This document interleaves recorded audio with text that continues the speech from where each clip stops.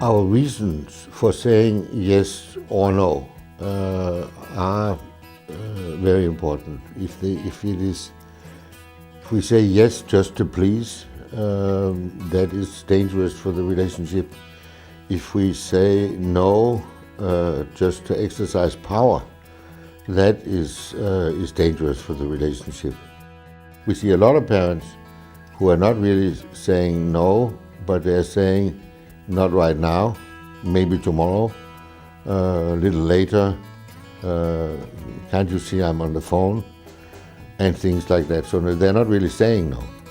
And they get very upset because their children do not respect, as they say, a no. And the reason is, of course, that they don't hear a no.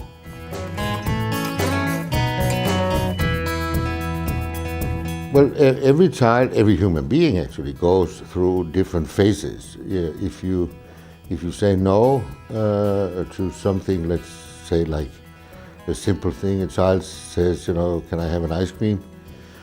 And you say no, the natural response from a child is to start fighting for what he wants. So if he is small, he will make a lot of noise and use his body a lot. If he's 7 years old, he will negotiate a lot. He will have a lot of arguments and a lot of questions, why not, and so on. And this ability to struggle, to fight for what you want, is a basic human quality. It's a very, very important skill to have for the rest of your life. And we're trying to kill it in children. What a child needs is to play. It needs to play in order to develop. It doesn't need toys. A child can play without toys. If you say yes to giving your daughter whatever she found in the toy shop, that is fine. That will not destroy any child. A spoiled child is a child that gets too many things that he doesn't need for the wrong reasons. You cannot spoil children by giving them what they really need as much as possible. But if you give it to her because you do not want to have a conflict, then it will damage your relationship to her.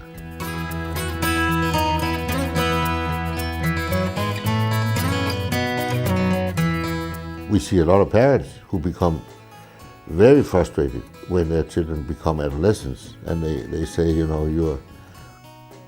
our son is treating his own home as if it was a hotel. And the story behind that is always that parents made their home into a hotel. And then, of course, the children starts treating it like a hotel. Most of the things we do in order to educate, to raise our children, is a waste of time. Education takes place between the lines. Children learn how to be polite, for instance.